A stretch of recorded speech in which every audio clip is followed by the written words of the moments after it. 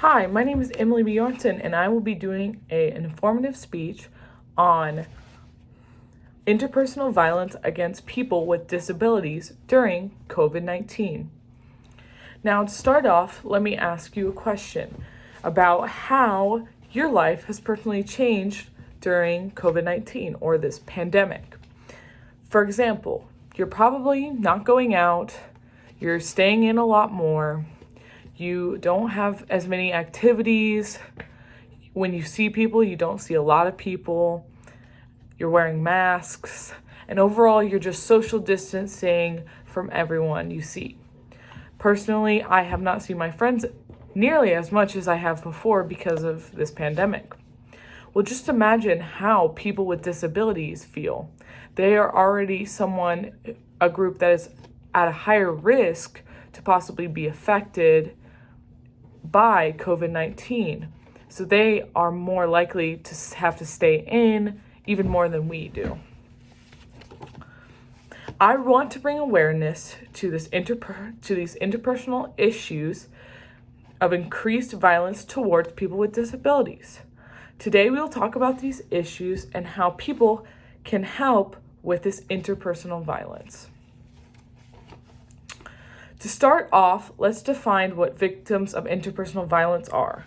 A victim of interpersonal violence is someone who is in a situation where a person exerts his or her power over another person. Because people with disabilities need a caretaker, interpersonal violence can occur against them more often than just a normal person. This interpersonal violence is increasing more and more because of COVID-19 or the pandemic. As we all know, this disease is very contagious. Because of this, the CDC recommended that people stay inside and stay away from people so that we don't get infected. This can be mentally straining for a lot of people, but it can also lead to more interpersonal violence against people in the household. You could say it is the perfect storm of things coming together to create this situation. There are many forms of abuse that can form against people with disabilities during this COVID-19. This can be withholding or by denying someone their medicine, food, or other items. This can be physical abuse as well, and it can also be mental and verbal abuse. For people with disabilities, this can mean they are directly living and spending every moment with their abuser.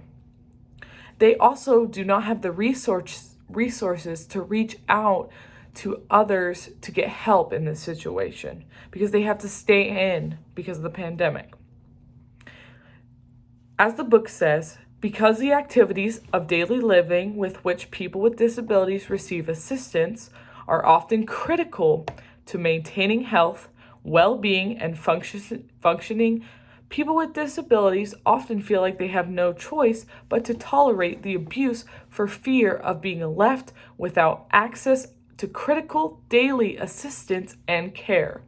That was Lund 2020. The article also states that adults with disabilities were 1.5 times more likely as those without disability to experience abuse. This is really sad to hear, but it is happening now. It is during this pandemic, this is increasing now.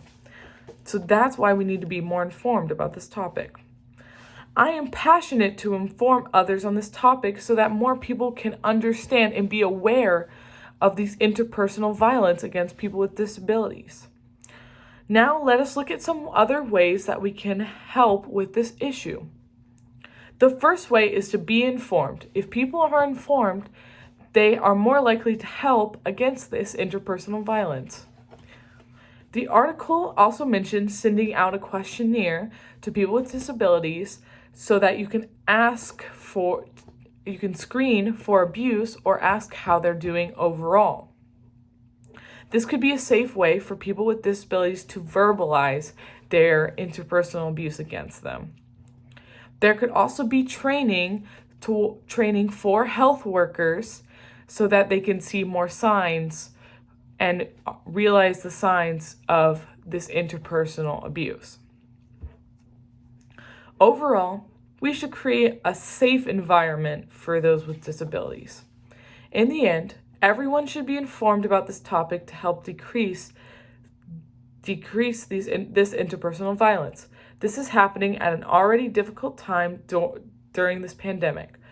I hope this speech brought you awareness and will help you reach out to those with disabilities and make sure they're doing okay, especially in this day and age where we are in this pandemic and can't see others. So make sure you are able to reach out to them and make sure they're doing okay. Thank you.